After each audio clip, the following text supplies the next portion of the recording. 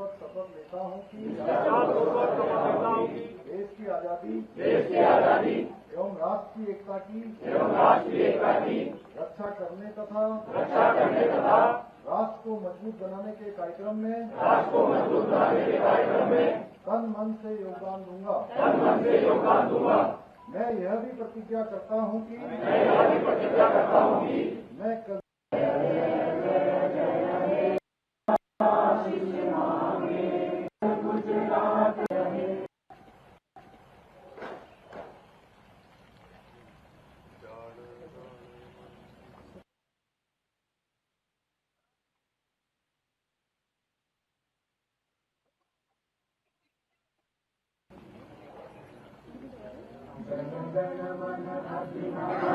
जय हे भारत भाग्य विधाता, पंजाब सिंध गुजरात मराठा द्राविड़ उत्कल गंगा, विंध्य हिमाचल यमुना गंगा उच्चल जलधि तरंगा, तब शुभ नामे आए, तब शुभ आशीष मांगे, गाए तब जय गाथा, जन गण मंगल दायक जय हे भारत भाग्य विधाता, जय हे जय हे जय हे जय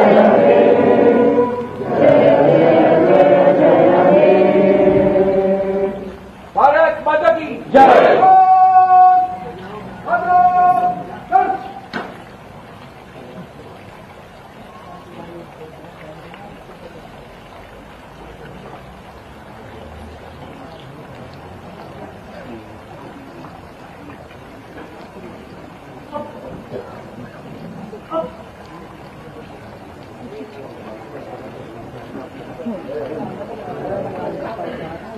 मैं निष्ठापूर्वक शपथ लेता हूँ कि देश की आजादी एवं राष्ट्र की एकता की रक्षा करने तथा राष्ट्र को मजबूत बनाने के कार्यक्रम में तन मन से योगदान दूंगा। मैं यह भी प्रतिज्ञा करता हूँ कि मैं कभी हिंसा का प्रयोग नहीं करूंगा और मेरा विश्वास है कि धर्म भाषा संबंधी एवं सभी राजनीतिक और आर्थिक विवादों का शांतिपूर्वक संवैधानिक उपायों द्वारा हल किया जाना चाहिए। जय हिंद। जय हिंद।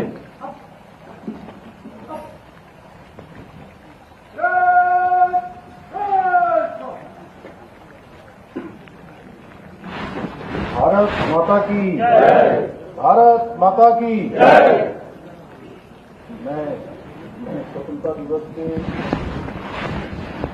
इस पर्व पर आप सभी को अपनी ओर से बहुत शुभकामनाएं देता हूं, बहुत बधाई देता हूं।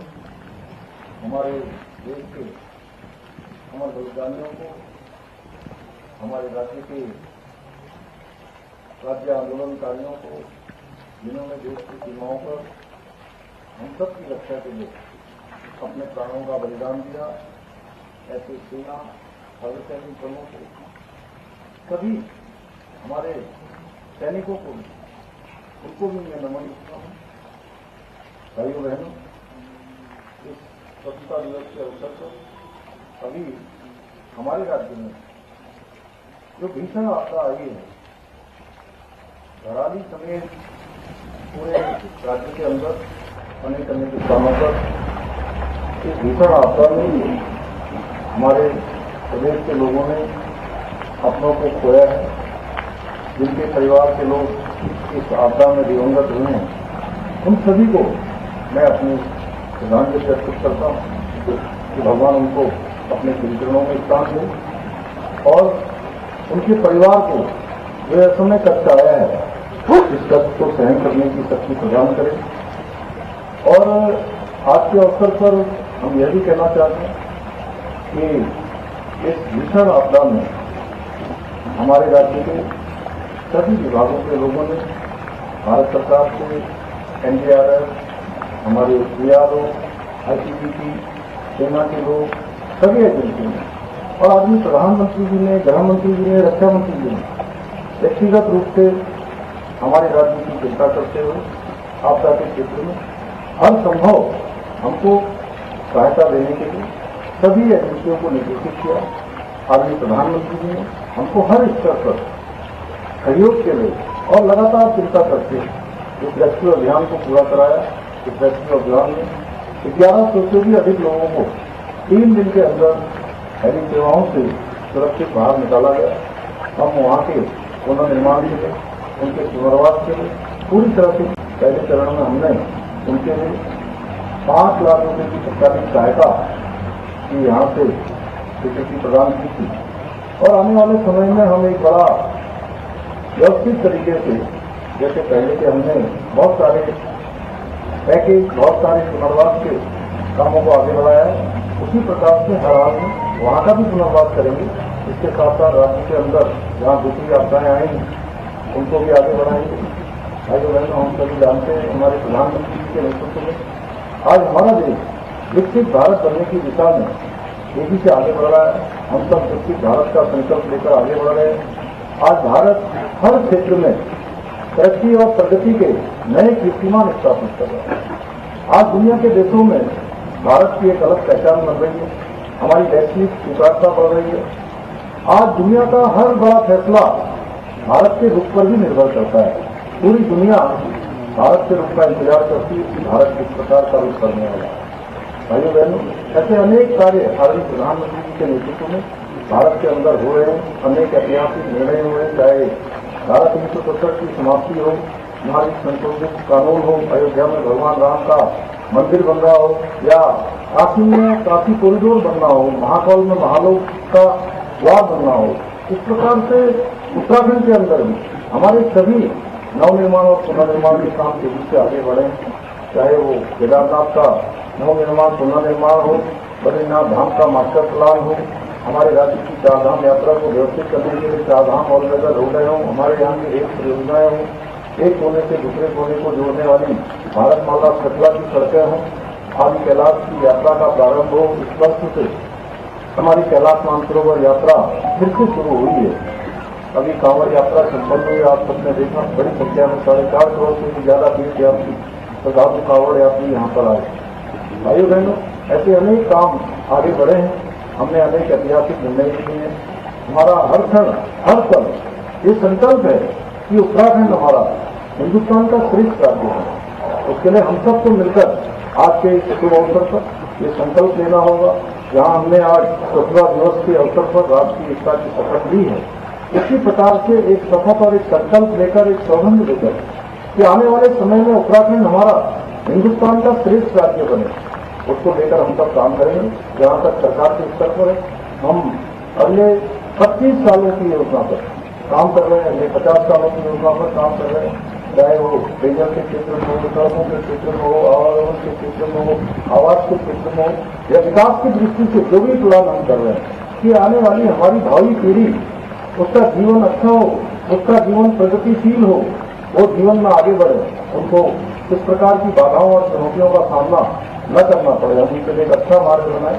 यह भी हम सबकी प्राथमिकता है। तो मैं एक बार फिर से आज भगवान इंद्रदेव जी बहुत प्रसन्न है कि स्वतंत्रता दिवस हो रहा है और उनकी भी उपस्थिति है, उनके हमको आशीर्वाद दे रहे हैं। मैं अपने जवानों को भी बहुत बधाई देता हूँ कि हर समय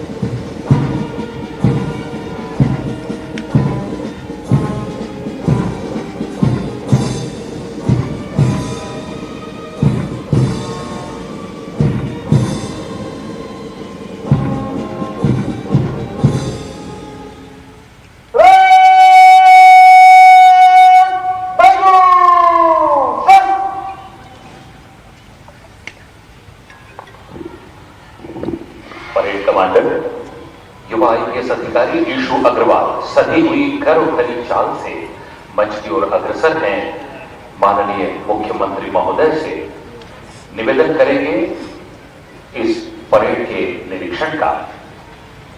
रौदीनी चाल से आगे बढ़ते युवा आईपीएस अधिकारी issue Agarwal, parade commander.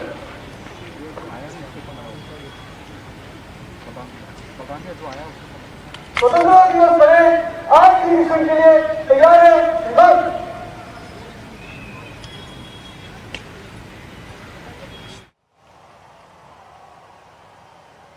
Parade,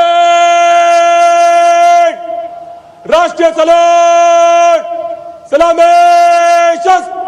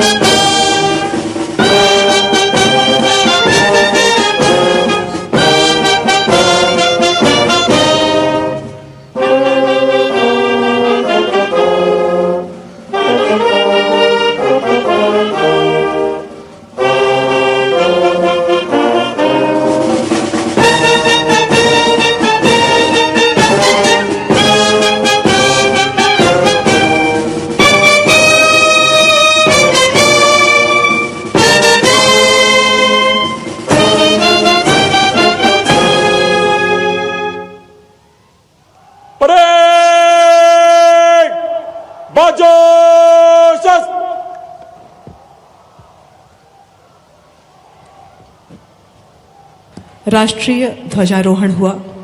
हम सभी तिरंगे का सम्मान करते हुए मां भारती के प्रति संकल्पवान होते हुए इन क्षणों में उपस्थित परेड कमांडर मंच की ओर अग्रसर माननीय मुख्यमंत्री महोदय से परेड निरीक्षण के लिए अनुरोध करेंगे। स्वतंत्रता दिवस परेड आपके निरीक्षण के लिए तैयार है श्रीमान। परेड निरीक्षण एक महत्वपूर्ण क्षण। माननीय मुख्यमंत्री महोदय, हमारे प्रदेश के मुखिया, हम सभी को स्वतंत्रता दिवस समारोह की शुभकामना देते हुए, हम सभी का अभिवादन स्वीकार करते हुए, परेड के इन प्रतिभागियों को अपना आशीर्वाद प्रदान करते हुए जोरदार तालियों से हम स्वागत करते हैं माननीय मुख्यमंत्री महोदय का। सुमधुर गति से आगे बढ़ते हुए माननीय मुख्यमंत्री महोदय डॉक्टर मोहन यादव आपका परिचय देना चाहेंगे। बीएससी, एलएलबी, एमए, एमबीए, राजनीति शास्त्र में पीएचडी का उपाधि धारण करते हुए आपके प्रखर राजनीतिक जीवन की झलक जीवन के प्रारंभिक दौर से ही प्रतिबिंबित होती आ रही है। आपने अखिल भारतीय विद्यार्थी परिषद में प्रदेश के विभिन्न दायित्वों का निर्वाह किया। महाविद्यालयीन राजनीति में विभिन्न पद धारित किए। राष्ट्रीय स्वयंसेवक में भी संघ में भी आपकी भूमिका उल्लेखनीय रही। आप वर्ष 2013, 2018, 2023 में विधानसभा सदस्य निर्वाचित हुए और अन्य अनेक महत्वपूर्ण पद धारित किए। वर्ष 2020 से 2023 तक आप मध्य प्रदेश शासन में कैबिनेट मंत्री उच्च शिक्षा विभाग के पद पर रहे। इसके अतिरिक्त पूर्व में उज्जैन विकास प्राधिकरण के अध्यक्ष, मध्य प्रदेश राज्य पर्यटन विकास निगम के अध्यक्ष, भाजपा की प्रदेश कार्यकारिणी के सदस्य, भाजपा के अखिल भारतीय सांस्कृतिक प्रकोष्ठ के सह संयोजक आदि महत्वपूर्ण पदों पर रहते हुए आपने अनेक उल्लेखनीय कार्य किए। America, England, Germany, Japan, Bangkok, Thailand, चीन, नेपाल, वर्मा, भूटान, म्यांमार और अरब देशों की यात्राएं करते हुए हमारे देश का गौरवशाली प्रतिनिधित्व किया। आज आपकी गरिमामयी उपस्थिति में हम सभी अभिभूत हैं एवं परेड के निरीक्षण के इन क्षणों में आपकी उपस्थिति से यह क्षण और विशेष गौरव, उत्साह, ऊर्जा, जोश और उमंग का भागी हो रहा है।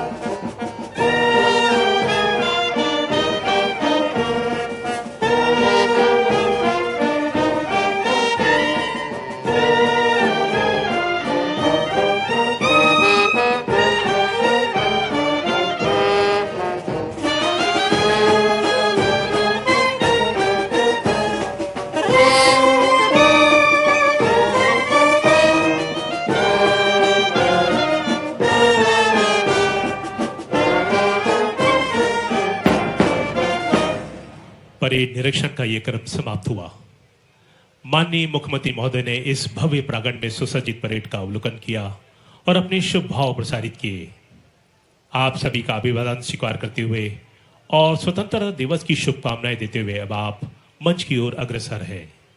देवी सज्जनों, आज इस राज्य स्तरीय स्वतंत्रता दिवस परेड निरीक्षण के दौरान उपस्थित प्रतिभागियों के तने हुए सीने, लक्ष्य पर एकाग्र निगाहें, पूर्ण समर्पण और बलिदान के लिए तैयार ये धड़कते दिल, जीत और गर्व के भाव से भरे चेहरे, मजबूत इरादे, अनुशासन, एकता और दृढ़ता का प्रतीक ये फौलादी काया हर जवान के इरादों को बयां कर रहा है। इस परेड में शामिल जवानों की भावना को इन शब्दों से प्रदर्शित करते हुए गौरव महसूस होता है। कतरा कतरा लहू का इस चमन के लिए है, सांस है जो सीने में इस वतन के लिए है, मैं मरकर भी इसको झुकने न दूंगा, ये तिरंगा जो मेरे कफन के लिए है। देवी सज्जनों, स्वतंत्रता दिवस समारोह के भव्य आयोजन का मुख्य आकर्षण होगा परेड। परेड बैंड की लयबद्ध पृष्ठभूमि में अनुशासन के समन्वय के साथ गति का प्रदर्शन करता परेड का पर्याय है। साथ में इन नौजवानों की चेतना में ओज, जोश, शौर्य और देश प्रेम की गरिमा की गुंज भी शामिल है। इस सब का प्रत्यक्ष प्रदर्शन हमारे समक्ष होगा। परेड निरीक्षण का क्रम समाप्त हुआ। माननीय मुख्यमंत्री महोदय, आप सभी को शुभकामनाएं देते हुए, आप सबका अभिवादन स्वीकार करते हुए, उत्साह, जोश और उमंग से लबरेज मंच पर प्रतिष्ठित होते हुए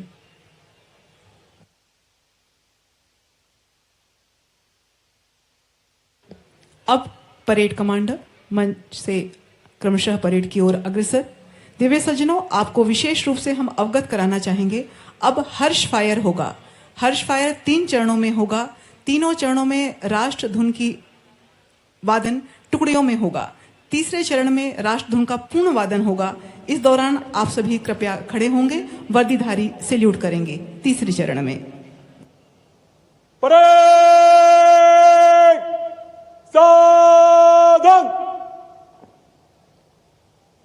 ऑफिसर्स हर्ष फायर के लिए जगह लो।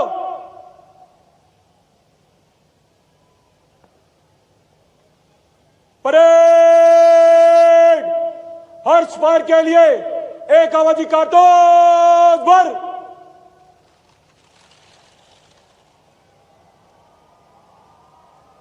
पेश कर,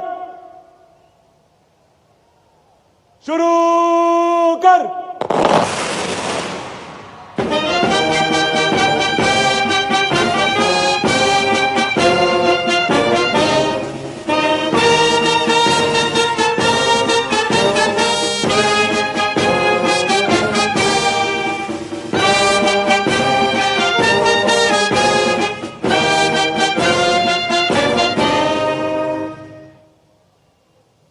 फिर भर,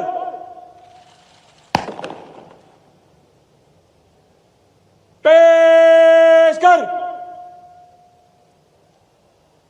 शुरू कर।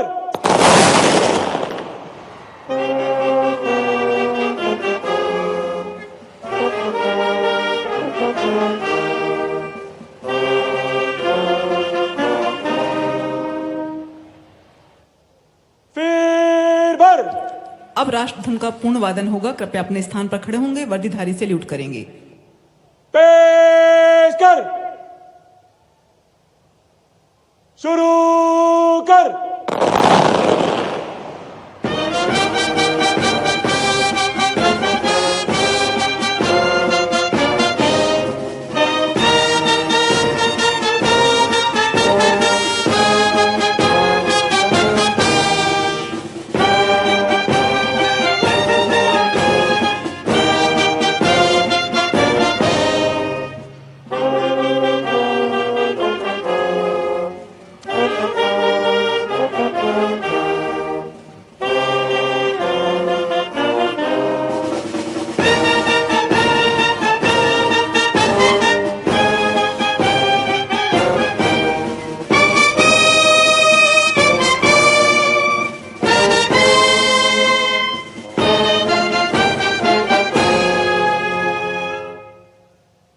परेड खाले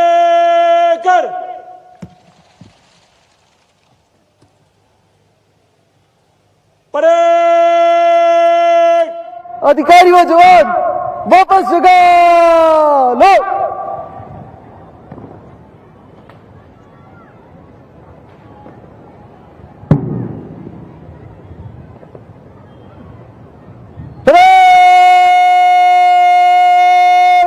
निकट लाइन चल।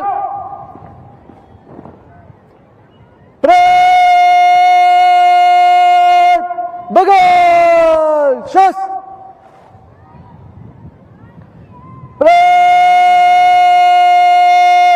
तीनों तीन के कूच कॉलम में मंच से गुजरेगी। तीनों तीन में दाहिने चलेगी। दाहिने मुड़।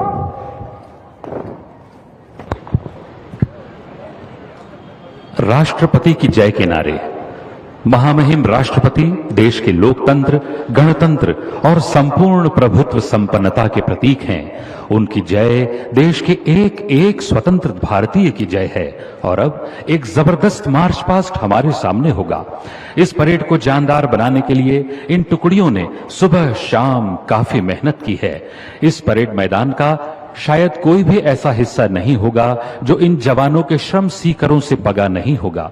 इनके उम्दा प्रदर्शन पर हम तालियों से इनका अभिनंदन भी करेंगे। सधे हुए कदमों से आगे बढ़ते parade commander, second officer in command और प्लाटून कमांडर्स। आज ये अनुशासित बल मानो उद्घोष करना चाहता है कि इनसे बेहतर कोई नहीं। ऐसे ही जज्बों के साथ सिंह जैसी रौबीली चाल से चलते ये लीडर्स हम सबके सामने हैं।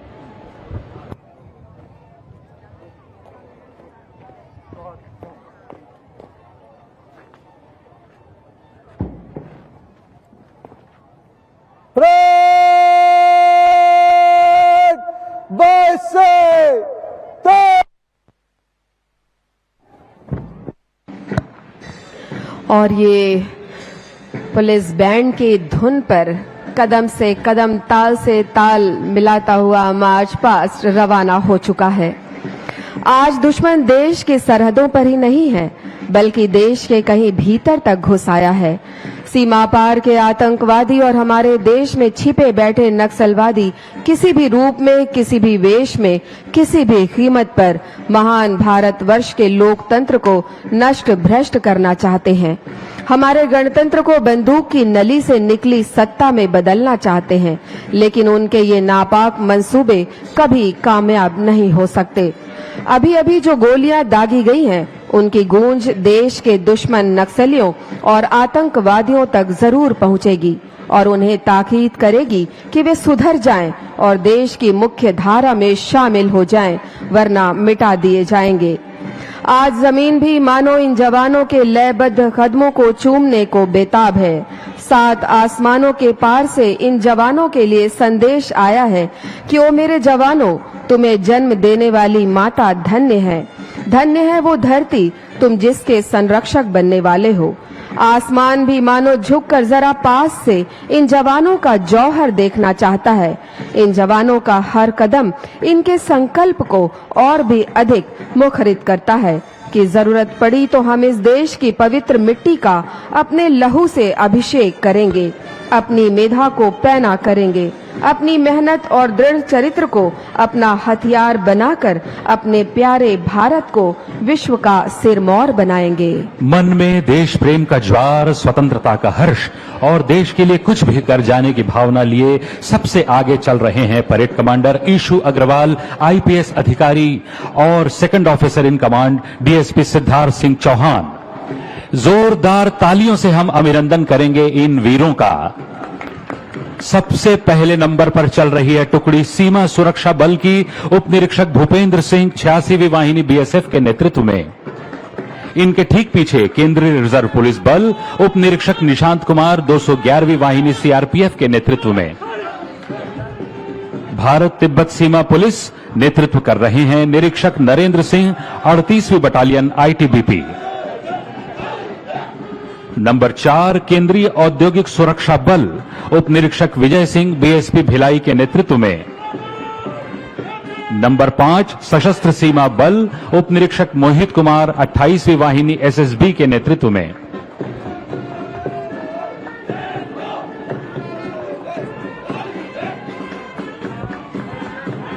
ओडिशा पुलिस की टुकड़ी का नेतृत्व कर रहे हैं उप निरीक्षक विश्वभूषण तराई।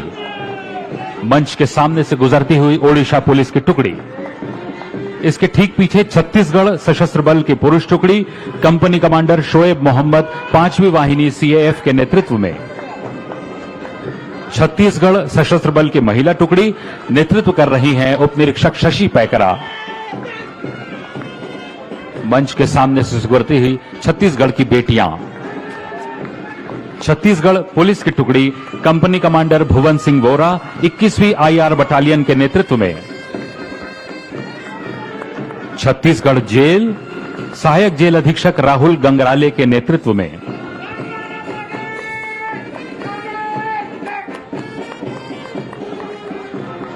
नगर सेना की पुरुष टुकड़ी नेतृत्व कर रहे हैं कंपनी कमांडर महर्षिकांत जांगड़े 14वीं आईआर बटालियन। मंच के सामने नगर सेना पुरुष टुकड़ी, इसके ठीक पीछे नगर सेना की महिला टुकड़ी उप निरीक्षक प्रियंका पैकरा के नेतृत्व में।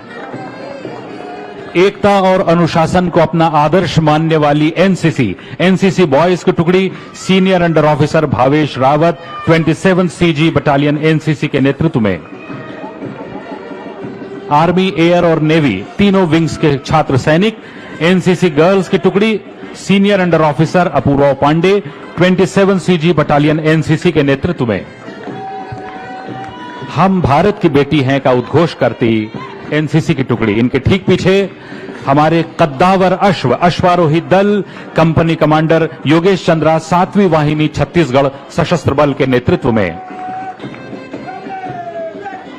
पूरी शानो शौकत से आगे बढ़ती है अश्वारोही दल की टुकड़ी और ये बैंड का प्लाटून नेतृत्व कर रहे हैं प्लाटून कमांडर लीलेश कुमार 1म वाहिनी छत्तीसगढ़ सशस्त्र बल।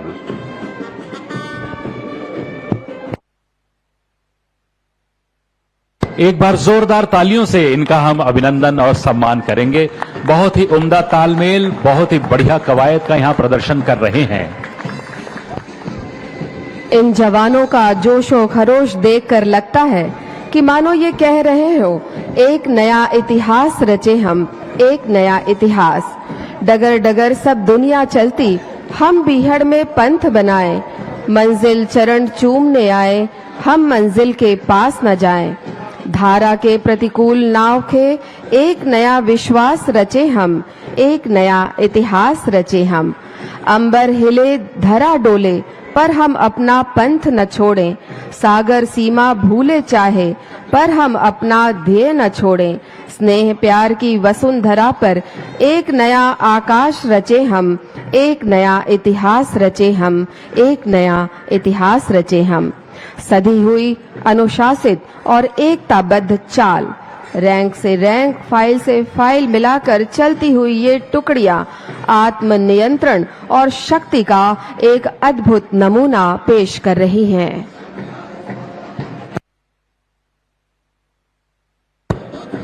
एक बहुत ही दमदार मार्च पास्ट हम यहां देख रहे हैं। ये वो जवान हैं जिनकी बाजुओं में आंधियों का जोर है, जिनकी धड़कनों में बादलों का शोर है। ये इस चमन के बागवान हैं और इनके इरादे माउंट एवरेस्ट से भी ऊंचे हैं। परेड एक बार फिर इंस्पेक्शन लाइन पर पहुंच चुकी है।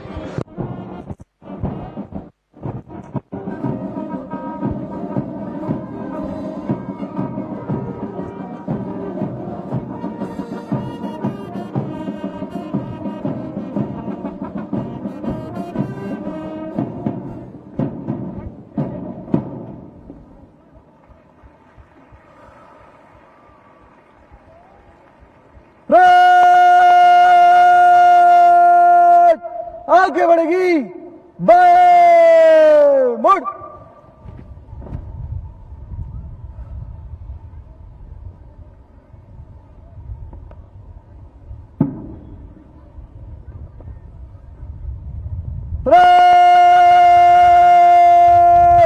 बाजू शस,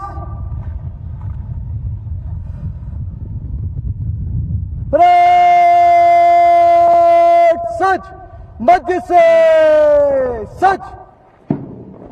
सज्जा की कार्यवाही इस मार्च के दौरान ड्रेसिंग कवरिंग के जो भी छोटे मोटे नुक्स रह गए होंगे उन्हें दूर करने के लिए ये कार्यवाही की जाती है और एक बार फिर से ये परेड सुव्यवस्थित हो जा रही है।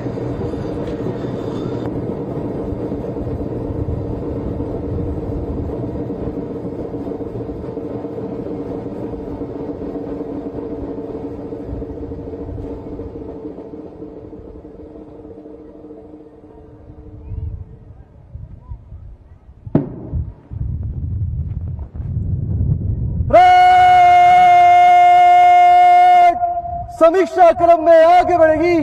समतल शस्त्र मध्य से 10 चल।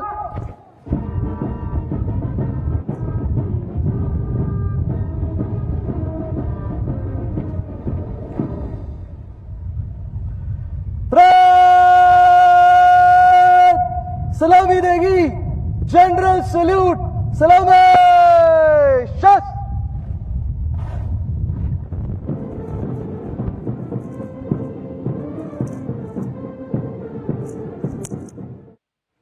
देशवासियों, जय जोहार।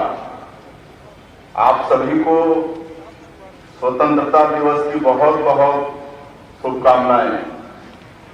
आज का दिन हम सभी के लिए अत्यंत गौरव का दिन है। अंग्रेजी साम्राज्यवाद से लड़ते हुए हमारे स्वतंत्रता संग्राम सेनानियों ने अपना सर्वस्व बलिदान कर हमें स्वतंत्रता का उजाला सौंपा। आज स्वतंत्रता दिवस की प्रभात बेला में हम अपने वीर सपूतों को कृतज्ञता से नमन करते हैं।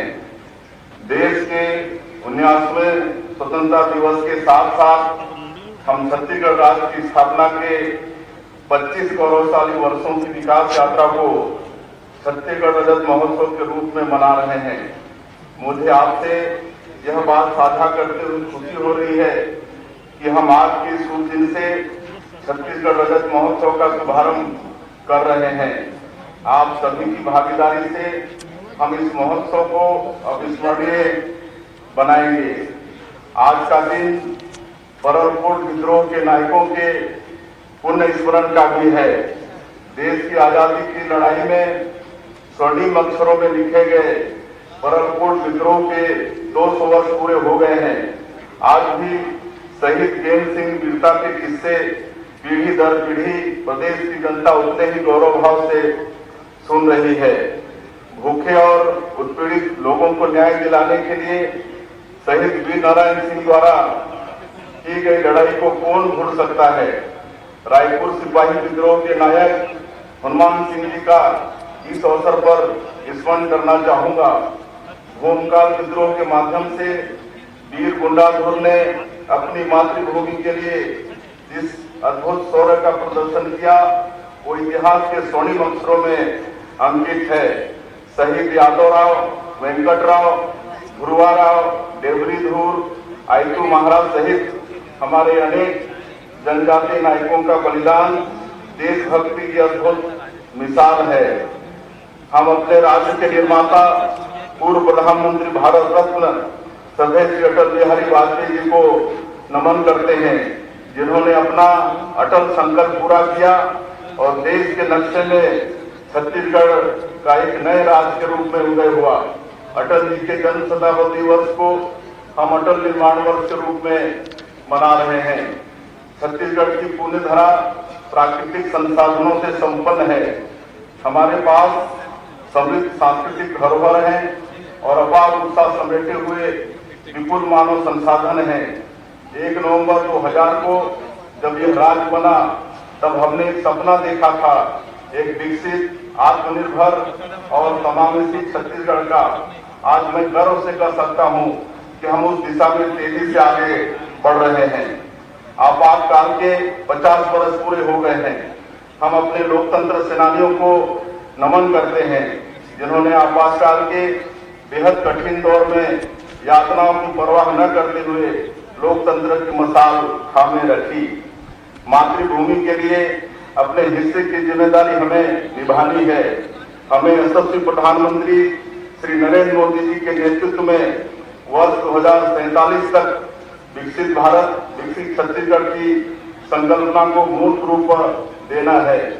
हमें अपने वीर जवानों पर गर्व है जिन्होंने अपने असीम शौर्य और साहस से मातृभूमि का शीर्ष हमेशा ऊंचा रखा।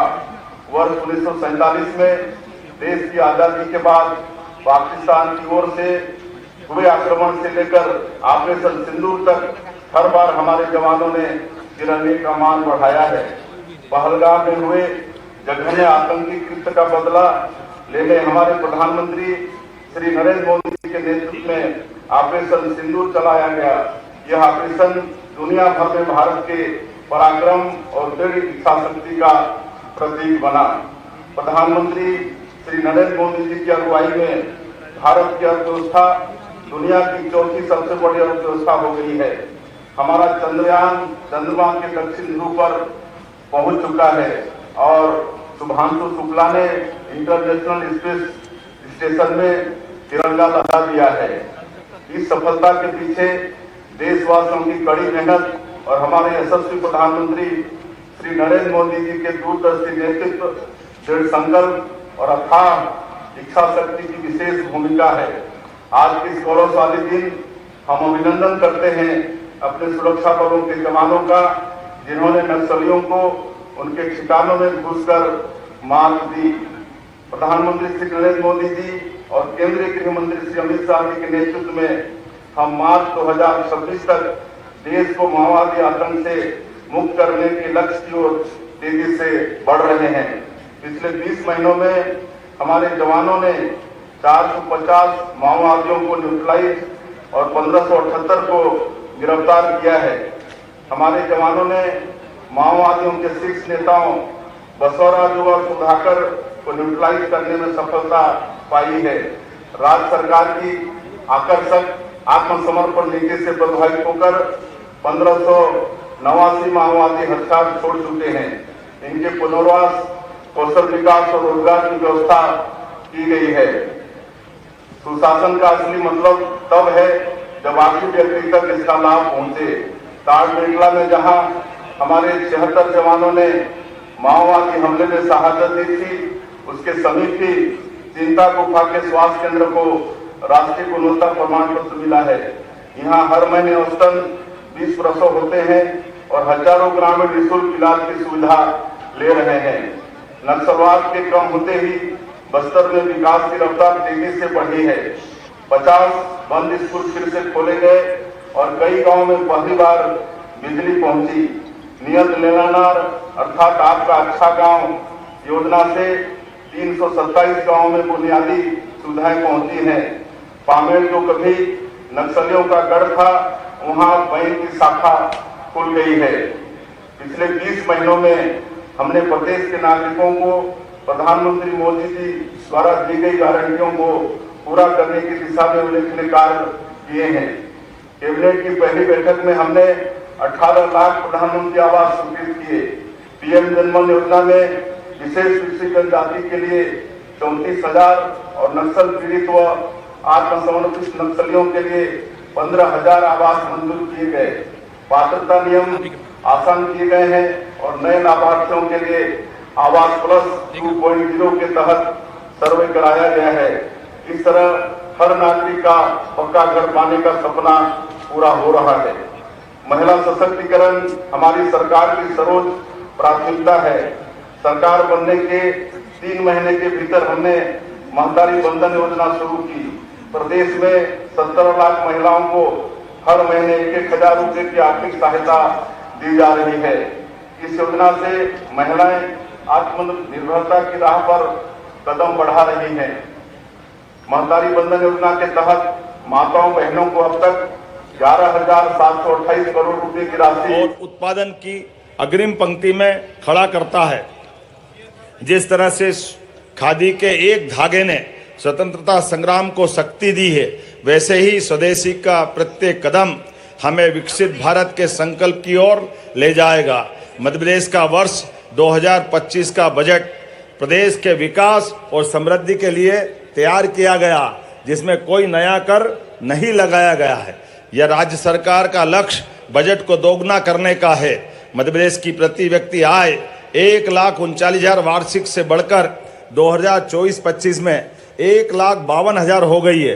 यशस्वी प्रधानमंत्री श्रीमान नरेंद्र मोदी जी के मार्गदर्शन में मध्य प्रदेश सरकार ज्ञान अर्थात गरीब, युवा, अन्नदाता और नारी, इन 4 प्रमुख वर्गों के कल्याण के लिए संकल्पबद्ध है। मुझे इस बात की प्रसन्नता है, युवा कल्याण राज्य सरकार की प्राथमिकता है। प्रदेश में गठित स्वामी विवेकानंद युवा शक्ति मिशन के तहत कौशल विकास, प्रशिक्षण, नवाचार और खास करके शोध को बढ़ावा दिया जाएगा। प्रदेश के सभी शासकीय विभागों में 1 लाख पदों पर भर्तियां की जा रही है। आगामी 5 वर्ष में 2,50,000 भर्तियां करने का लक्ष्य निर्धारित किया गया है। देश के केंद्र में स्थित होने के कारण सभी दिशाओं में आसान पहुंच, कच्चे माल की उपलब्धता, कुशल मानव संसाधन, लॉजिस्टिक सुविधा और उद्योग हितैषी 18 नीतियों के क्रियान्वयन से निवेशकों का भरोसा मध्य प्रदेश पर बढ़ा है। निवेश हितैषी औद्योगिक इकोसिस्टम के कारण मध्य प्रदेश के निर्यात में 6% की बढ़ोतरी हुई है। मध्य प्रदेश ने वर्ष 2025 को उद्योग एवं रोजगार वर्ष घोषित किया है। प्रदेश में 7 रीजनल इंडस्ट्री कॉन्क्लेव के बाद अब खनिज और पर्यटन जैसी कॉन्क्लेव लगातार आयोजित की जा रही है। भोपाल में पहली बार माननीय प्रधानमंत्री श्रीमान नरेंद्र मोदी जी के प्रमुख आतिथ्य में अनंत संभावनाओं की थीम पर ग्लोबल इन्वेस्टर समिट 2025 का आयोजन किया गया। निवेश संवर्धन क्षेत्र में भी हमने बड़ी उपलब्धियां हासिल की है। उद्योग संवर्धन की नीति हो या अलग अलग प्रकार की सहायता देने वाली, हमने सभी प्रकार के 15 नए औद्योगिक क्षेत्रों के लिए 2200 करोड़ और उद्यमियों को 5000 करोड़ से अधिक की सहायता राशि दी गई है। प्रदेश में 1000 औद्योगिक इकाइयों को भूमि आवंटन के आशय पत्र और आवंटन आदेश जारी किए गए हैं, जिसमें 40,000 करोड़ का निवेश, 93,000 करोड़ से अधिक व्यक्तियों को रोजगार प्राप्त होने की संभावना है। स्वदेशी अभियान विकसित और आत्मनिर्भर मध्य प्रदेश की आधारशिला रख रहा है। रायसेन जिले के उमरिया गांव में BEML आधुनिक रेल कोच कारखाने और धार जिले में PM मित्र पार्क के माध्यम से इन प्रयासों को बल मिलेगा। मुझे इस बात की प्रसन्नता है, धार में PM मित्र पार्क से मध्य प्रदेश को टेक्सटाइल इंडस्ट्री में फार्म से फॉरेन तक की नई दिशा मिलेगी। केंद्र सरकार के जन विश्वास अधिनियम 2023 का अनुसरण करते हुए मध्य प्रदेश ने प्रदेश में ईज ऑफ लिविंग और डूइंग बिजनेस के लिए जन विश्वास बिल पारित कर अधिसूचित किया है। ऐसा करने वाला मध्य प्रदेश देश का प्रथम राज्य बना है। मध्य प्रदेश में 18 खेलों की 11 अकादमियां सेंटर ऑफ एक्सीलेंस के रूप में संचालित है। इनमें 80% खिलाड़ी प्रदेश से और 20% अन्य राज्यों से खिलाड़ी लिए गए हैं, ताकि एक भारत श्रेष्ठ भारत की भावनाओं को बढ़ावा दिया जा सके। कोई चलता है पद चिन्हों पर, कोई पद चिन्ह बनाता है, बस वही सूरमा वीर पुरुष दुनिया में पूजा जाता है। वर्ष 2025-26 में हमारे होनहारों ने खेल के मैदान में शानदार प्रदर्शन किया है। खिलाड़ियों ने अंतर्राष्ट्रीय स्तर पर 6 स्वर्ण, 9 रजत, 6 कांस्य, राष्ट्रीय स्तर पर 82 स्वर्ण, 65 रजत और 27 कांस्य पदक जीते हैं। महिलाओं की भागीदारी बढ़ाने के लिए देवी अहिल्या नारी सशक्तिकरण मिशन प्रारंभ किया गया है। मुख्यमंत्री लाडली बहना योजना में बहनों को प्रति माह 1250 प्रदान किए जाते हैं। भाई दूज से राशि बढ़ाकर 1500 रुपया प्रति माह कर दी जाएगी। लखपति दीदी की पहल से 10,74,000 समूह सदस्यों के परिवार लखपति बने हैं। टेक्सटाइल सहित रोजगार परक उद्योगों में हमने प्रति माह युवक एवं युवतियों को 5,000 रुपया प्रति माह का अनुदान उपलब्ध कराने का और प्रोत्साहन राशि देने का निर्णय किया है। वर्तमान में किसानों को 5 रुपए में बिजली का स्थायी कनेक्शन उपलब्ध कराया जा रहा है। हमने 3 वर्षों में 32 लाख सोलर पंप उपलब्ध कराकर किसानों को बिजली बिल से मुक्ति दिलाने का लक्ष्य रखा है। किसान भाइयों को 10 लाख कनेक्शन देकर 24 घंटे बिजली उपलब्ध कराई जाएगी। किसानों से गेहूं समर्थन मूल्य 26 रुपये प्रति क्विंटल पर खरीदा गया है। मध्य प्रदेश देश का सर्वाधिक प्रामाणिक जैविक खेती क्षेत्र है। माननीय प्रधानमंत्री जी की प्रेरणा से प्राकृतिक खेती को निरंतर बढ़ावा देने के प्रयास जारी हैं। मध्य प्रदेश के 14 लाख से अधिक किसानों के खाते में 1383 करोड़ रुपये फसल बीमा की राशि जारी की गई है। मध्य प्रदेश में कृषि उद्योग समागम 2025 एक नई पहल है। इस समागम का आयोजन किसानों की आय बढ़ाने के उद्देश्य से किया गया है। मंदसौर में 3,812 करोड़ की रुपये की राशि से निवेश में 11 औद्योगिक इकाइयों का शिलान्यास और लोकार्पण हुए, जिसमें 6,850 लोगों को रोजगार मिलेगा। इसी तरह 3 दिवसीय समागम का आयोजन नरसिंहपुर में किया गया है। प्रधानमंत्री किसान सम्मान निधि, मुख्यमंत्री किसान कल्याण योजना में 1.5 वर्ष में किसानों को कुल 46,700 करोड़ रुपए का वित्तीय समर्थन दिया गया है।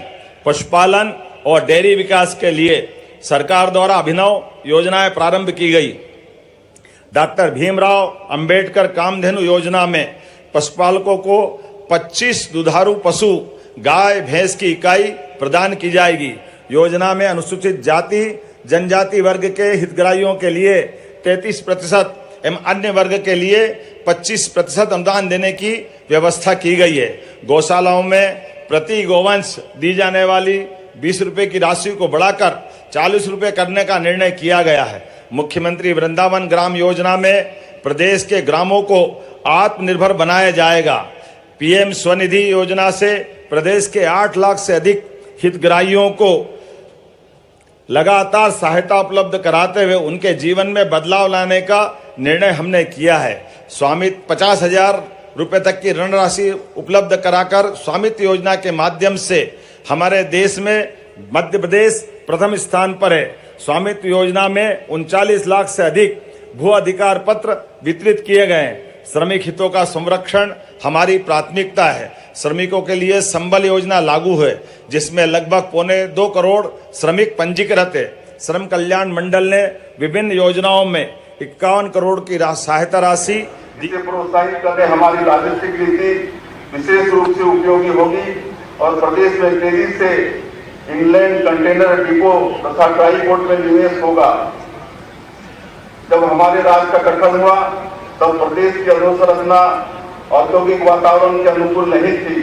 छत्तीसगढ़ में निवेश की जो संभावनाएं पैदा हुई हैं, उसके पीछे एक दशक में इंफ्रास्ट्रक्चर प्रोजेक्ट पर हुए कामों की बड़ी भूमिका है।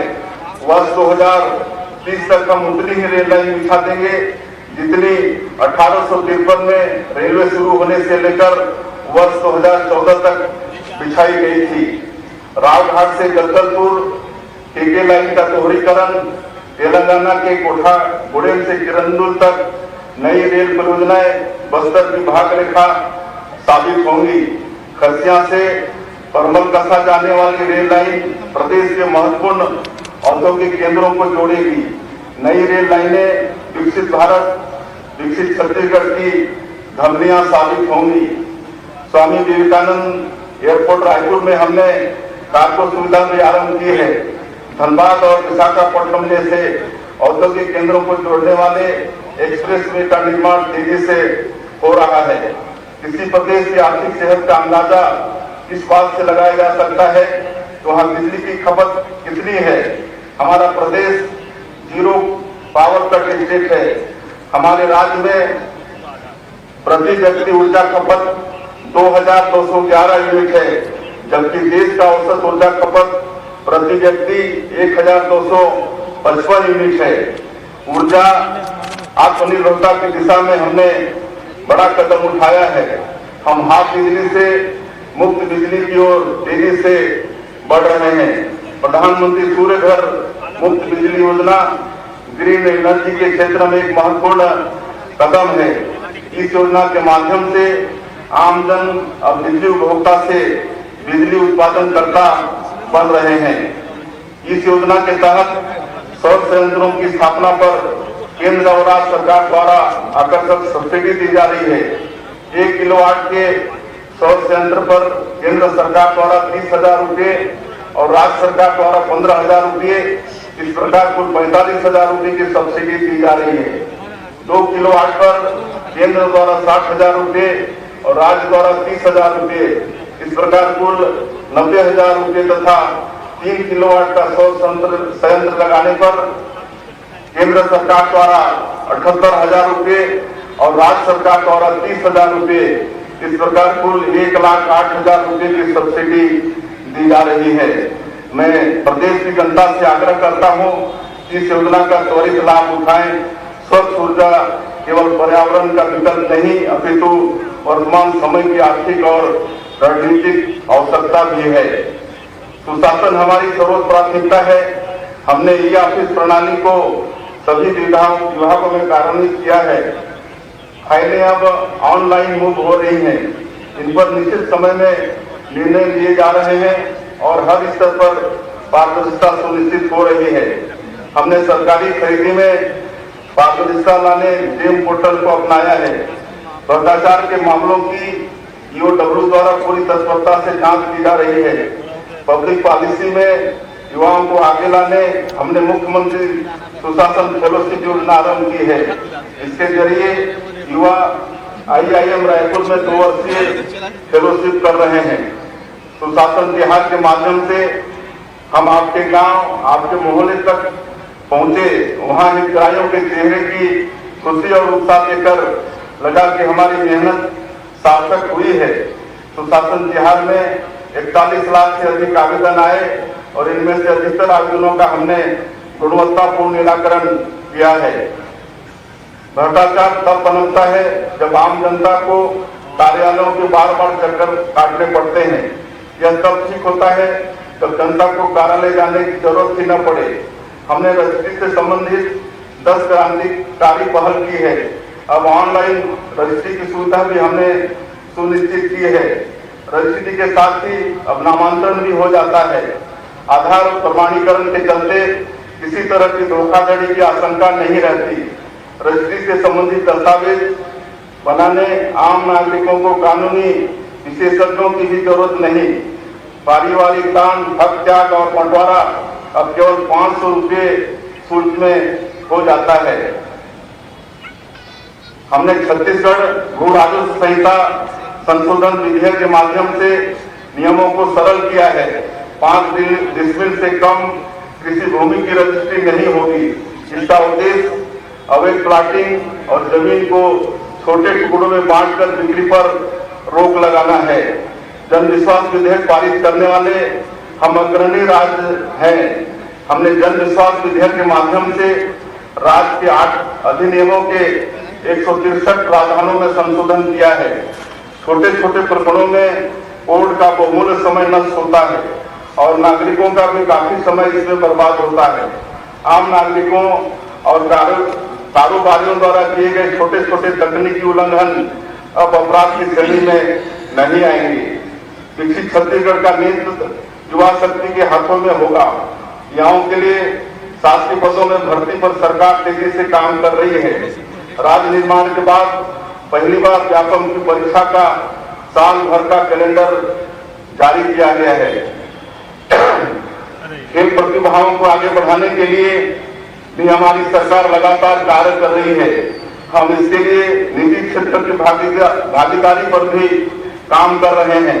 नई औद्योगिक नीति में हमने खेल अकादमी और निजी प्रशिक्षण केंद्र स्थापित करने के लिए अनुदान प्रावधान किए हैं। युवा प्रतिभाओं को बढ़ावा देने के लिए,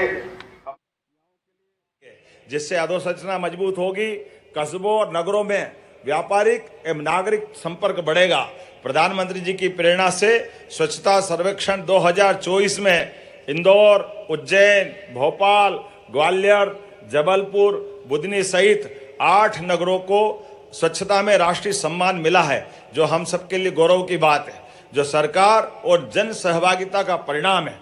नक्सल उन्मूलन के लिए बालाघाट और मंडला, डिंडोरी में विशेष दस्तों में 850 पद और उत्कृष्ट प्रदर्शन करने पर पुलिसकर्मियों को आउट ऑफ टर्न प्रमोशन दिया जा रहा है। मुझे इस बात की प्रसन्नता है, मध्य प्रदेश नवीन आपराधिक कानून लागू करने में भी अग्रणी भूमिका निभा रहा है। डायल 100 को डायल 112 से जोड़कर 1200 से अधिक वाहन तैनात किए गए हैं। इस संबंध शुरू करने में प्रदेश देश में प्रथम स्थान पर है। अब तक 10 लाख से अधिक इस संबंध शामिल हुए हैं। मुझे आपको बताते हुए प्रसन्नता है कि प्रदेश में आम जनता के लिए सुगम, सुरक्षित और किफायती लोक परिवहन व्यवस्था लागू की जा रही है। मुख्यमंत्री सुगम परिवहन सेवा के तहत नगर और ग्रामीणों में आवश्यकता अनुसार सुविधाजनक यात्री बसें चलाई जाएगी। प्रदेश में विमान सेवाओं का भी तेजी से विस्तार हो रहा है। रीवा, सतना, दतिया में नए एयरपोर्ट शुरू हैं। बीते वर्ष में विमानतलों की संख्या सबसे तेज गति से 5 से बढ़कर 8 हुई है और शिवपुरी, उज्जैन सहित कई और स्थानों पर हमारे अनुबंध हुए हैं और हमारा लक्ष्य है हर 150 किलोमीटर पर एक हवाई अड्डा और हर 75 किलोमीटर पर एक हवाई पट्टी, ताकि सुदूर अंचल तक हवाई सेवाओं की पहुंच हो सके। आरोग्यम परम भाग्यम, निरोगी काया सबसे बड़ा धन है। प्रदेशवासियों को उचित स्वास्थ्य सुविधा उपलब्ध कराना हमारी प्राथमिकता है। प्रदेश में पीपीपी मोड़ पर नए मेडिकल कॉलेज प्रारंभ किए जा रहे हैं, जिससे ग्रामीण अंचलों में बड़े आबादी तक स्वास्थ्य सुविधाओं की सुविधा पहुंचाई जा सकेगी।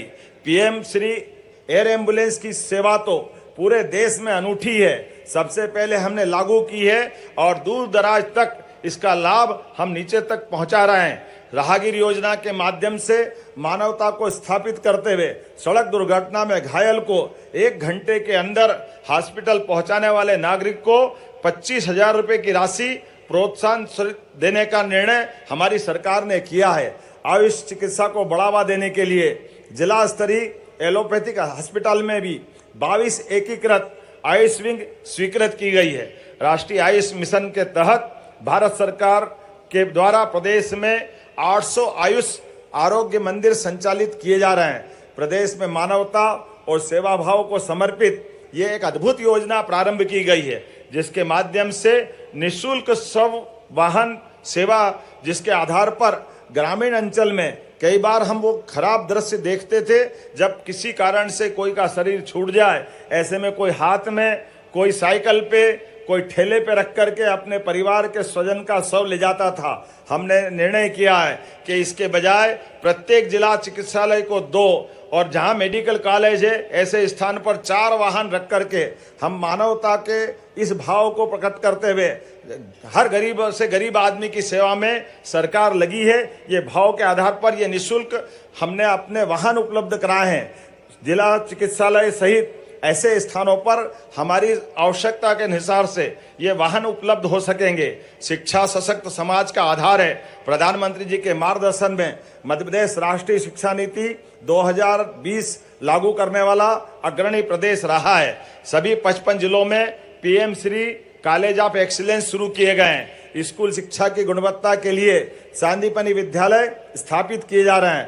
प्रदेश में 89,000 से अधिक मेधावी विद्यार्थियों के लैपटॉप के लिए 224 करोड़ रुपए की राशि दी गई है और योग्य विद्यार्थियों को निःशुल्क स्कूटी भी वितरित करते जा रहे हैं। मुझे इस बात की प्रसन्नता है, लगातार जनता के लिए हम नवाचार भी कर रहे हैं और देश में अनुकरणीय रूप से अपने आप को सरकार के माध्यम से सुशासन की माननीय प्रधानमंत्री जी की भावना के आधार पर हम अपनी दक्षता भी सिद्ध कर रहे हैं। संपदा 2 सॉफ्टवेयर के लिए मध्य प्रदेश को राष्ट्रीय ई गवर्नेंस स्वर्ण पुरस्कार से सम्मानित किया गया है। इससे मध्य प्रदेश डिजिटल भूमि प्रबंधन में देश का अग्रणी राज्य बना है। साइबर तहसील के माध्यम से संपूर्ण खसरे का नामांतरण अब फेसलेस, पेपरलेस और पूरी तरह ऑनलाइन हो गया है। पिछले 1.5 वर्ष में 2.25 लाख से अधिक न्यायालयीन आदेश पारित किए गए हैं। मध्य प्रदेश में एक पेड़ मां के नाम 2 योजना के तहत 5 करोड़ 40 लाख पौधे लगाए गए हैं। प्रदेश का सतपुड़ा टाइगर रिजर्व देश के 53 टाइगर रिजर्व में प्रभावी प्रबंधन में दूसरे स्थान पर है, जबकि कान्हा टाइगर रिजर्व को देश में सर्वश्रेष्ठ टाइगर रिजर्व घोषित किया गया है। डॉक्टर विष्णु श्रीधर वाकणकर रातापानी अभयारण्य को राज्य का 8वां माधव राष्ट्रीय उद्यान को 9वां टाइगर रिजर्व घोषित किया गया है। चीता प्रोजेक्ट के तहत कूनों में 26 चीते मौजूद हैं और गांधी सागर अभयारण्य में चीतों का नया घर तैयार है। वहां चीतों की बसाहट भी कर दी गई है। वन्य जीव पर्यटन के लिए ओंकारेश्वर और जहानगढ़ अभयारण्य विकसित किए जाएंगे। तथा पचमढ़ी अभयारण्य को राजा भभूत सिंह के नाम पर किया जाएगा। प्रदेश में नदियों के संरक्षण के लिए गंगोत्री हरित योजना शुरू की गई है, जिसके तहत लगभग 100 नदियों के उद्गम स्थल पर 10-10 एकड़ भूमि में 42 करोड़ रुपए की लागत से करीब 2.5 लाख पौधों का रोपण किया जा रहा है। प्रदेश में पर्यटन को बढ़ावा देने के लिए पीएम श्री पर्यटन वायु सेवा, ग्रामीण संस्कृति से पर्यटकों को जोड़ने के लिए ग्रामीण पर्यटन परियोजना चलाई जा रही है, जिसके तहत 121 गांवों में 241 होम स्टे विकसित किए गए हैं। हाल ही में यूनेस्को ने भोजपुर को अपनी सूची में जोड़ा है। ग्वालियर को क्रिएटिव सिटी ऑफ म्यूजिक का दर्जा दिया गया है। अब मध्य प्रदेश में 3 स्थायी, 15 टेंटेटिव, कुल मिलाकर 18 यूनेस्को धरोहरें हैं, जो देश में सर्वाधिक है। मध्य प्रदेश में सांस्कृतिक अभ्युदय का नया दौर चल रहा है। पिछले 1.5 वर्ष में प्रदेश में मकर संक्रांति से लगाकर गीता जयंती तक अनेक पर्व त्योहार सरकार और समाज ने मिलाकर मनाए हैं। कुल 1450 किलोमीटर लंबे श्रीराम वन गमन पथ और श्री कृष्ण की लीलाओं से जुड़े तीर्थ स्थलों को जोड़ते हुए श्री कृष्ण पाथे का निर्माण किया जाएगा। सीमास्थ 2028 अभूतपूर्व होगा। छिप्रा पर 30 किलोमीटर की लंबाई के घाट बनाए जा रहे हैं। इससे सीमास्थ के दरमियान 24 घंटे में लगभग 5 करोड़ श्रद्धालु स्नान कर सकेंगे। छिप्रा का जल निर्मल और प्रवाहमान बनाए रखने के लिए सेवरखेड़ी सिलारखेड़ी परियोजना, शुद्धिकरण के लिए कान डाइवर्सन क्लोज डक्ट परियोजना को विकसित किया जा रहा है। प्रधानमंत्री श्रीमान नरेंद्र मोदी जी के नेतृत्व में ऑपरेशन सिंदूर ने भारतीय सेनाओं के अप्रतिम साहस को दुनिया के सामने रखा है। हम अत्यंत गर्व के साथ कह सकते हैं, सेना के सम्मान में मई माह में प्रदेश भर में तिरंगा यात्राएं निकाली गई। रोशनी होगी, चिरागों को जलाए रखना, ये बात हवाओं को बताए रखना। लहू देकर हिफाजत वीरों ने की, ऐसे तिरंगे को दिल में बसाए रखना। देश में आस्था से अर्थव्यवस्था तक, परंपरा से प्रौद्योगिक तक, सुविधा से सरोकार तक, कृषि से उद्योग तक, नौकरी से स्टार्टअप तक, हर क्षेत्र में नए नए कीर्तिमान रचे जा रहे हैं। मध्य प्रदेश ने स्थापना से लेकर अब तक विकास यात्रा के अनेक पड़ावों को सफलतापूर्वक प्राप्त किया है। प्रदेश की प्रगति के निर्णयों को नागरिकों का व्यापक समर्थन मिल रहा है और हम विकास की दिशा में तेजी से आगे बढ़ रहे हैं। आप सभी के सहयोग से यह विकास का कारवां निरंतर आगे बढ़ता रहेगा, इसका मुझे पूर्ण विश्वास है। अभी तो असली उड़ान बाकी है, अभी तो कुछ प्रतिमान बाकी है, अभी तो हमने पर्वतों को पार किया है, अभी तो आसमान बाकी है। जय हिंद, जय भारत, भारत माता की। धन्यवाद सर। परेड सावधान, परेड 3 बार राष्ट्रपति जी की जय के नारे देगी। राष्ट्रपति जी की, राष्ट्रपति जी की, राष्ट्रपति जी की। परेड वेशम। अब पदक अलंकरण समारोह होगा। यूएन मिशन में अपनी सेवाएं दे चुके 2 वीरता पदक से सम्मानित उप पुलिस महानिरीक्षक श्री तुषार कांत विद्यार्थी मंच की ओर अग्रसर माननीय मुख्यमंत्री महोदय से पदक अलंकरण समारोह प्रारंभ करने की अनुमति प्राप्त करेंगे। पदक अलंकरण समारोह प्रारंभ करने की अनुमति प्रदान करें श्रीमान।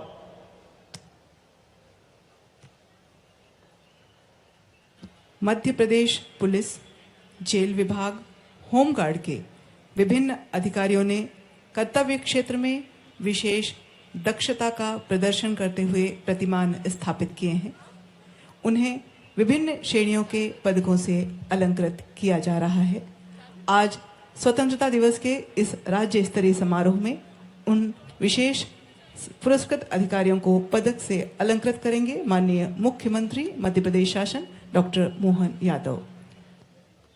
वीरता के लिए पुलिस पदक 21-22 अप्रैल 2023 की रात्रि बालाघाट जिले के काना क्षेत्र के कांदला गांव में नक्सलियों से साहसिक मुठभेड़ लेते हुए पुलिस अधीक्षक बालाघाट श्री समीर सौरव और उनकी टीम ने 2 दुर्दांत माओवादियों को धराशायी कर दिया। इन पर 28 लाख रुपए का इनाम घोषित था। इनसे 2 303 बोर की राइफलें भी बरामद हुई। इस अभियान में मध्य प्रदेश पुलिस के 5 अधिकारियों ने अदम्य वीरता और साहस का परिचय दिया है, अतः इनको वीरता पदक से सम्मानित किया जाता है। श्री समीर सौरव, पुलिस अधीक्षक मुरैना।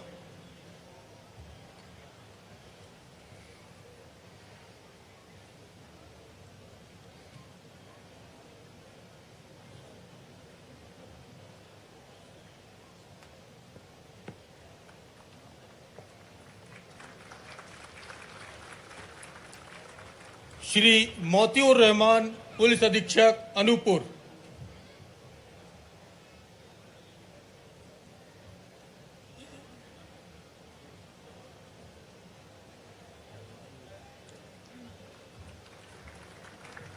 श्री आशीष शर्मा, निरीक्षक हॉक फोर्स बालाघाट।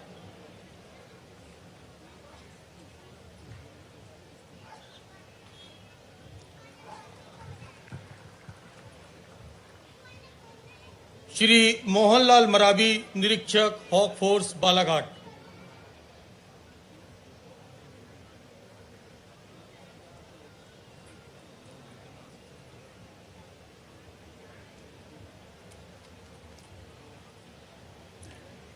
श्री राजेश धुर्बे, निरीक्षक हॉक फोर्स बालाघाट।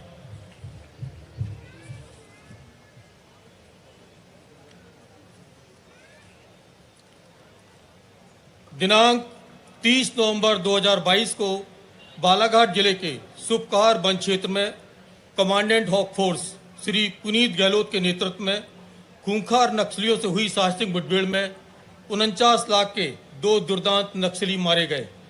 उक्त नक्सलाइट में से एक एमएमसी कोऑर्डिनेशन प्रमुख और दूसरा कमांडर था। इनके पास से एक AK-47 राइफल और एक 315 बोर की राइफल ही बरामद हुई। तत्कालीन कमांडेंट हॉक फोर्स वर्तमान पुलिस अधीक्षक देवास को उनके अदम्य साहस और वीरता के लिए पुलिस वीरता पदक से सम्मानित किया जाता है। श्री पुनीत गहलोत।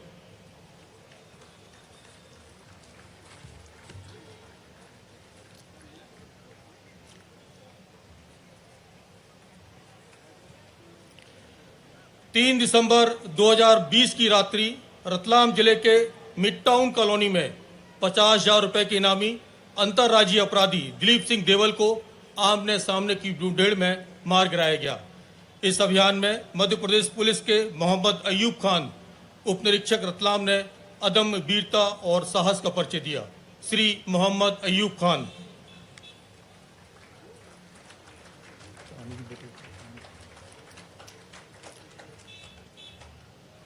चौदह दिसंबर 2023 को बालाघाट के दादर वन क्षेत्र में माओवादियों से हुई साहसिक मुठभेड़ में 14 लाख रुपए के इनामी चैतू उर्फ हिदमा मटकाम को मार गिराया गया।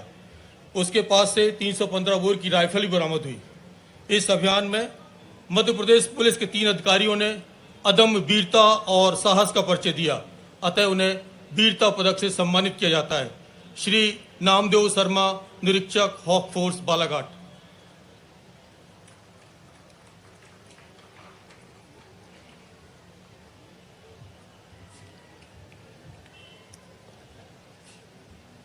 श्री अरुण मिश्रा, निरीक्षक हॉक फोर्स बालाघाट।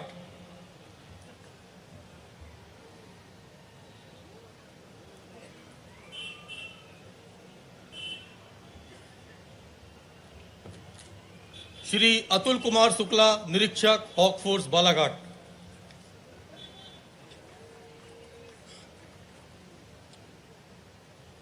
दिनांक 18 दिसंबर 2022 को बालाघाट जिले के गांव हारातोला के वन क्षेत्र में खूंखार नक्सलियों से हुई जबरदस्त साहसिक मुठभेड़ में 12 लाख रुपए के 2 नक्सली धराशायी कर दिए गए।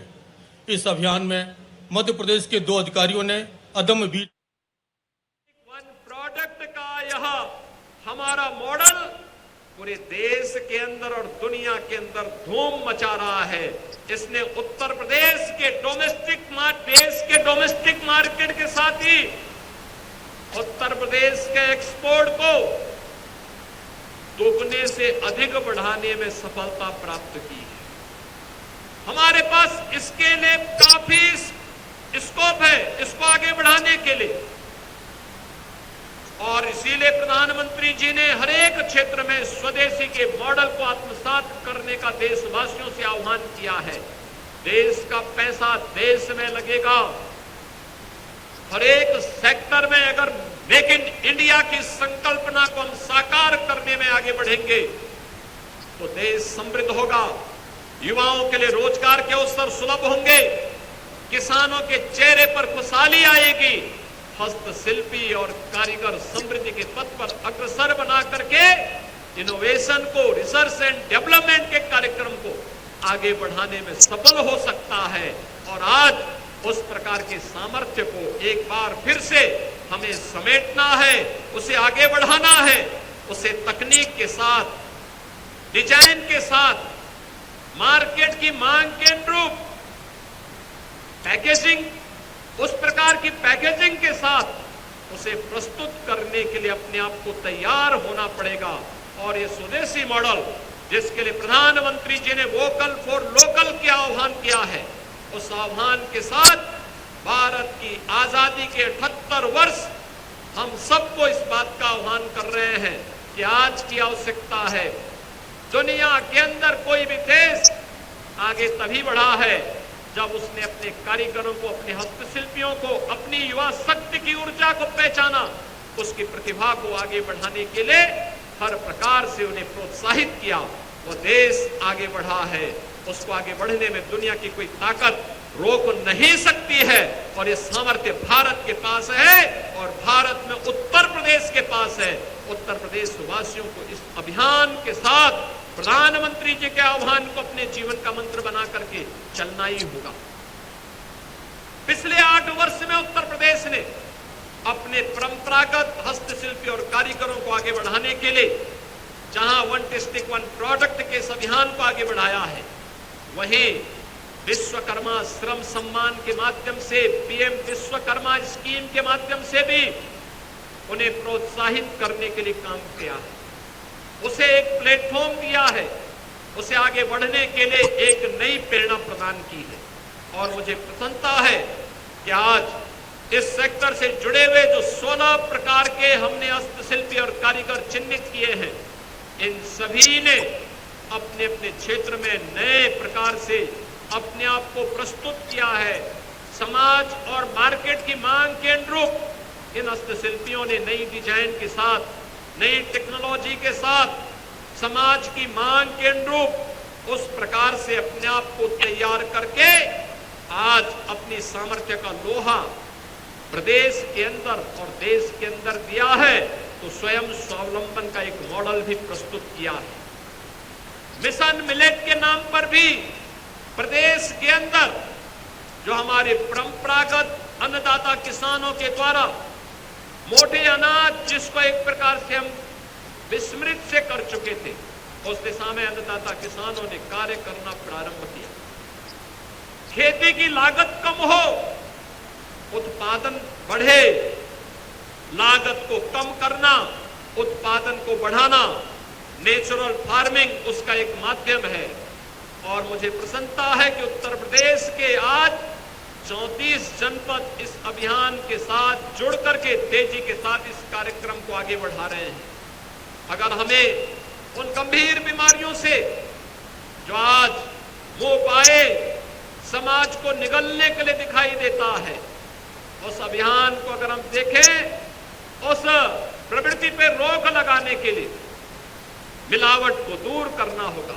फर्टिलाइजर, केमिकल और पेस्टिसाइड की कम आपूर्ति और उसे कम से कम इस्तेमाल करके नेचुरल फार्मिंग से, प्राकृतिक पद्धति से अगर हम खेती बाड़ी को आगे बढ़ाते हैं, कोई कारण नहीं कि आने वाले समय में स्वदेशी का ये मॉडल न केवल अन्नदाता किसानों की लागत को कम करेगा, उत्पादन क्षमता को बढ़ा करके उन्हें कई गुना आमदनी उनकी करने में सफलता प्राप्त करेगी। पिछले 8 वर्ष में उत्तर प्रदेश ने एक लंबी छलांग लगाने की दिशा में एक नए कदम बढ़ाए हैं। हर एक सेक्टर में कार्य किए गए। क्या युवा हो, क्या महिलाएं, क्या अन्नदाता किसान हो या श्रमिक या समाज से जुड़े हुए हर एक तबके के उत्थान के लिए, उनके कल्याण के लिए आज उत्तर प्रदेश हर एक सेक्टर में नए नए प्रतिमान स्थापित करने की दिशा में अग्रसर हुआ है। याद करिए उत्तर प्रदेश के परसेप्शन को बदलने में कितनी बड़ी मदद मिली।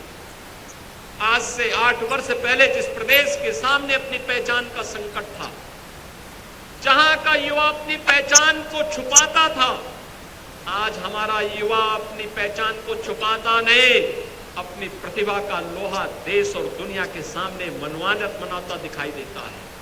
ये भारत के उत्तर प्रदेश की एक नई सामर्थ्य सामने आई है।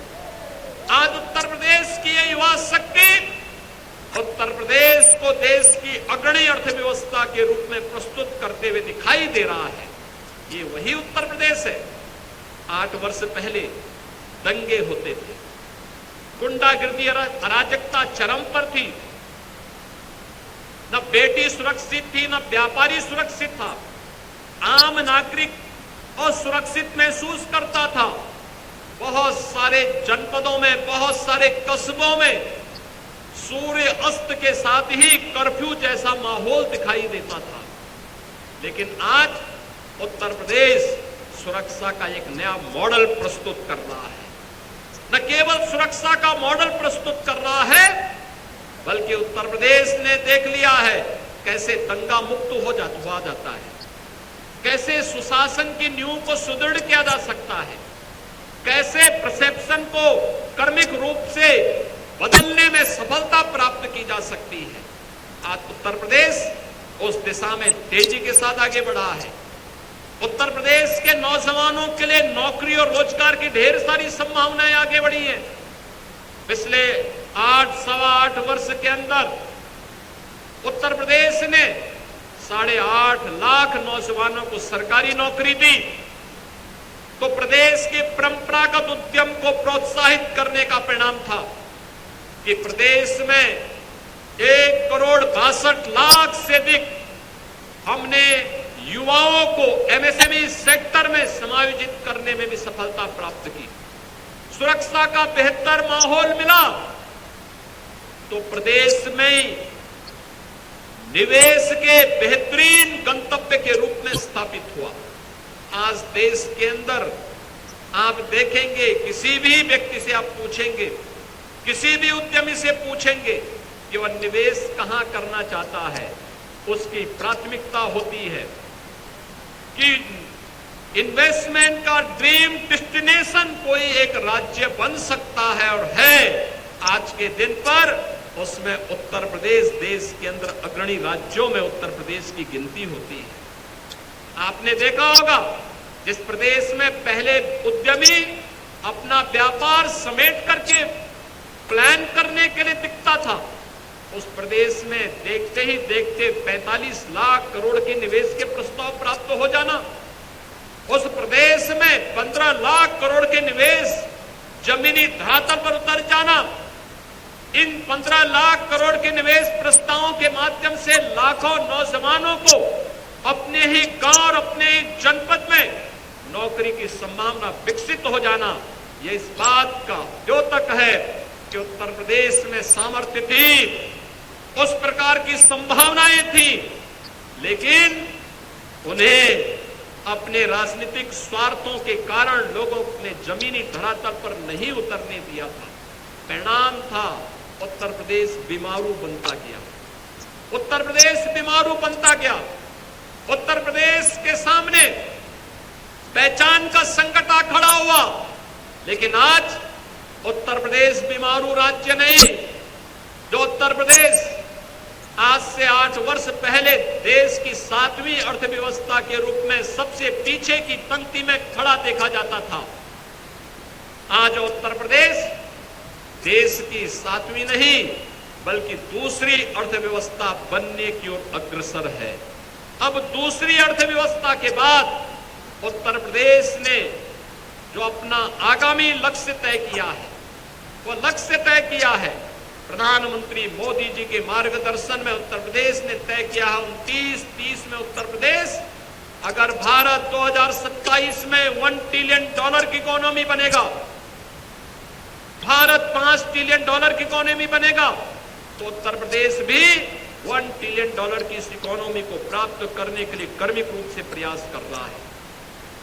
हमने पिछले 8 वर्ष में कुछ चीजें हासिल की हैं जो आशावर्धक है, लोगों के उत्साह को बढ़ाने वाला है। 8 वर्ष पहले उत्तर प्रदेश की कुल जीएसडीपी केवल 13 लाख करोड़ के आसपास थी। उत्तर प्रदेश की प्रति व्यक्ति आय केवल 43,000 रुपए थी।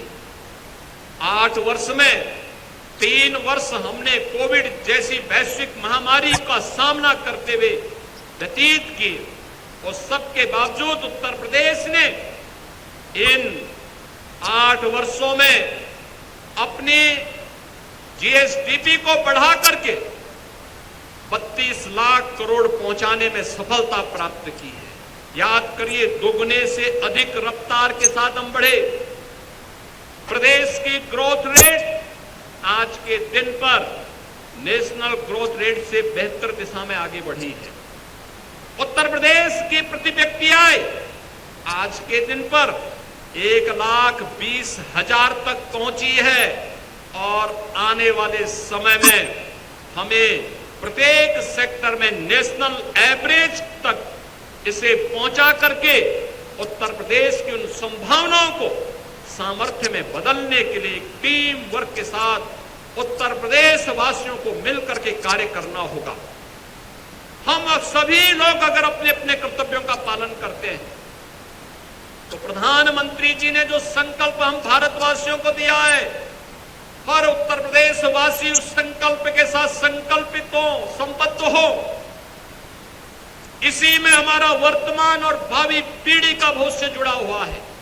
हम सभी लोग अगर मिल करके उन कार्यक्रमों के साथ जुड़ते हैं तो उत्तर प्रदेश आसानी से 2047 का जो संकल्प है विकसित भारत का, तो विकसित भारत के संकल्प के साथ विकसित भारत, विकसित उत्तर प्रदेश, आत्मनिर्भर भारत, आत्मनिर्भर उत्तर प्रदेश, और इसके लिए हरेक सेक्टर से जुड़े हुए, क्या गरीब हो, क्या किसान हो, क्या मजदूर हो, क्या महिलाएं हो, क्या व्यापारी हो, क्या उद्यमी हो, या समाज से जुड़े हुए प्रत्येक तबके के उत्थान के लिए आज सरकार कार्य। बहनों, हमारा राज्य देवभूमि होने के साथ साथ वीर भूमि भी है। इसलिए हम आदरणीय प्रधानमंत्री जी के मार्गदर्शन में वीर सैनिकों और उनके परिवारों के कल्याण के लिए पूरी तरह से संकल्पित हैं। भाइयों बहनों, आदरणीय प्रधानमंत्री जी ने स्वतंत्रता की 100वीं वर्षगांठ तक देश को विकसित राष्ट्र बनाने का लक्ष्य हम सबके सामने रखा है। इस संकल्प को ध्यान में रखकर हमारी सरकार विकसित भारत के लिए विकसित उत्तराखंड का मंत्र लेकर राज्य को समृद्ध और आत्मनिर्भर बनाने हेतु निरंतर कार्य कर रही है।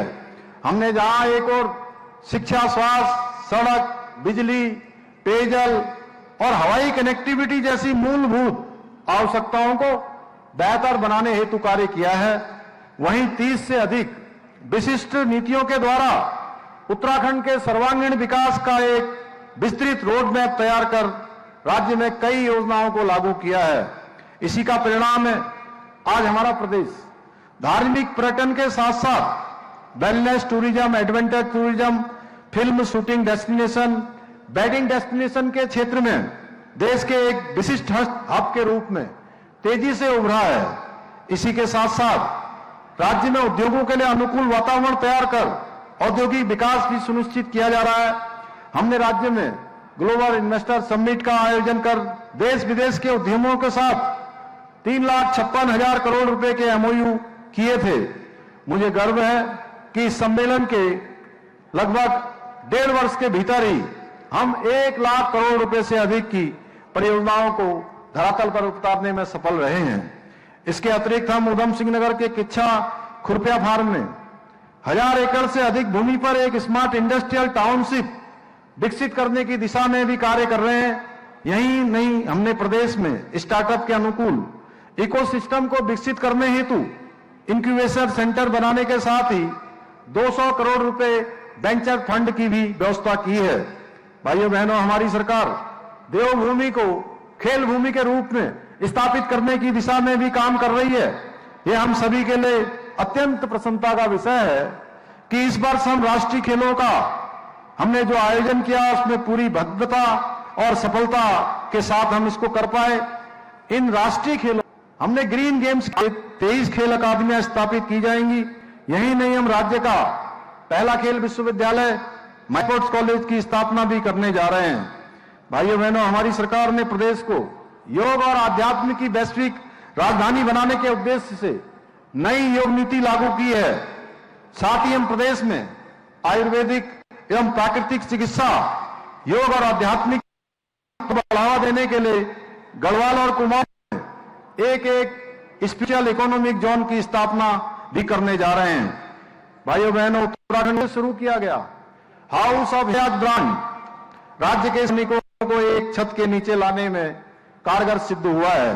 साक्षरता को बढ़ाने के लिए प्रारंभ की गई हमारी होम स्टे योजना के अंतर्गत प्रदेश के युवाओं ने रोजगार के क्षेत्र में पलायन रोकने, स्वरोजगार उपलब्ध कराने के साथ ही पर्यटन को बढ़ावा देने में काफी सफल साबित हो रही है।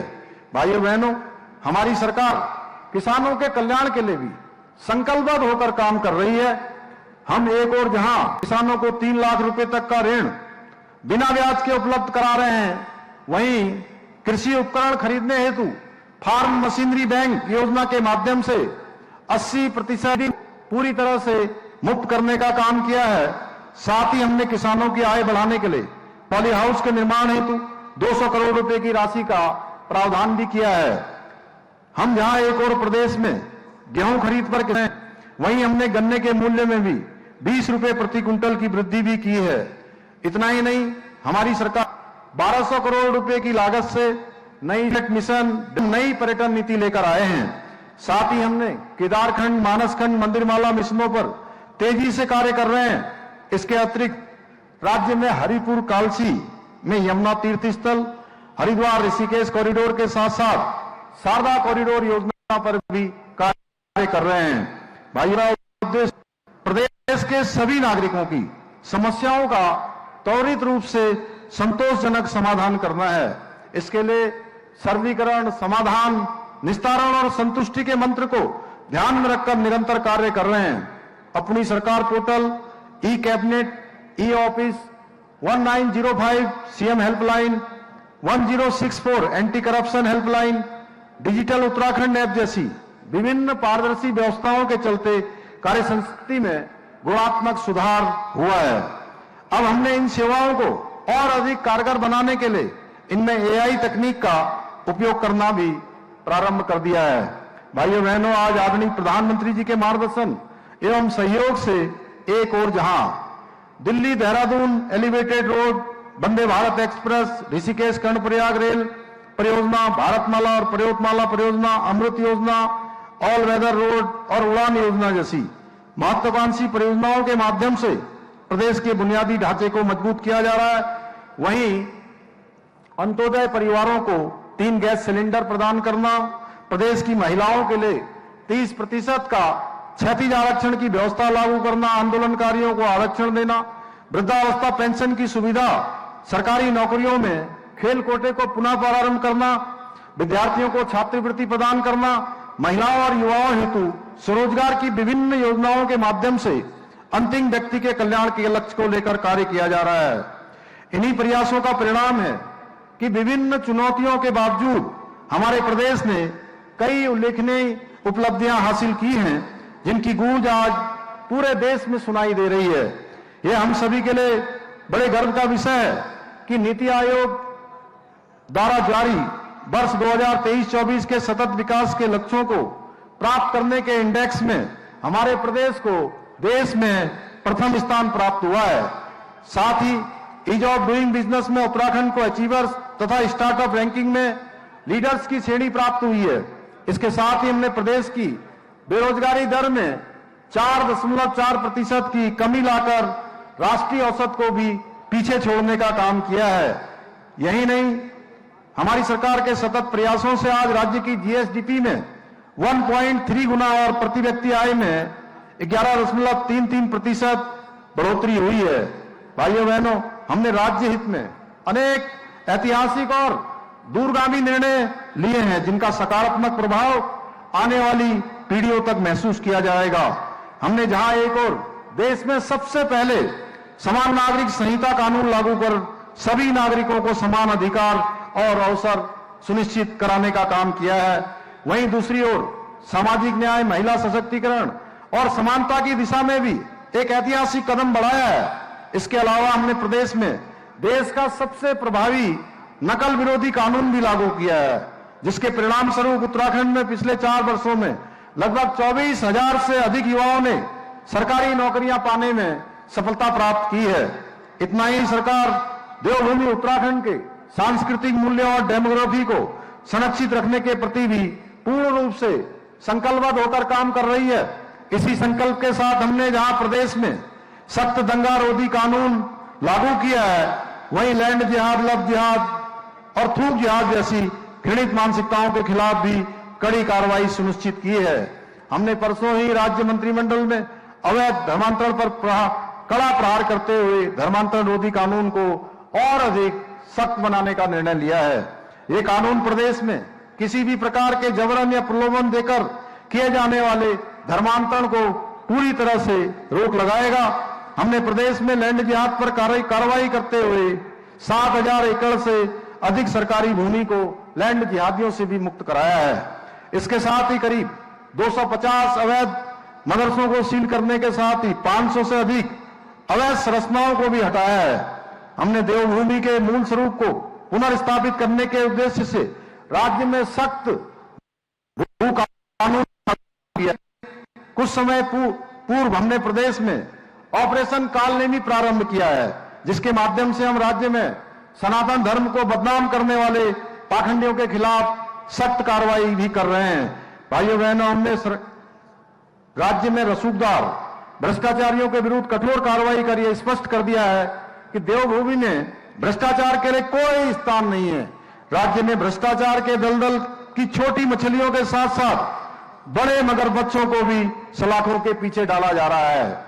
आने वाले समय में हम भ्रष्टाचार विरोधी अभियान को और अधिक गति प्रदान करने के लिए प्रतिबद्ध हैं।